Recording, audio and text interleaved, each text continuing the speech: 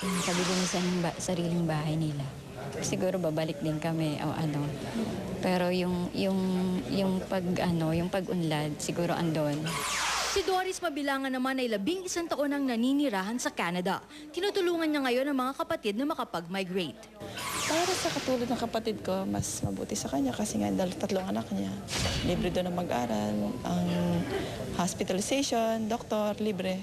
Sabi ng isang assemblyman ng Canada, hindi na kailangan ng koneksyon o umupo pa ng mamahaling immigration lawyer para makapag-migrate sa Canada. People need to be aware that there is a great deal of exploitation, and it saddens me and many others when people are exploited for the wrong reasons. Nagsadya sila Moro ng Pilipinas para maturuan ang mga kaanak ng kanyang mga constituents sa Manitoba, Canada kung paano mag-migrate.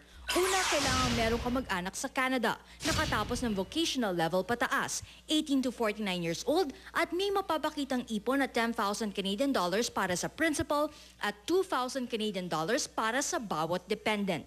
Kung sa isang probinsya gaya ng Manitoba mag-a-apply, 1.5 taon lang ang pagproseso ng papeles. Sabi nila Moro, nangangailangan ng mga factory workers, accountants at IT professionals sa Manitoba. Para sa Bandila, Timmy Nubla.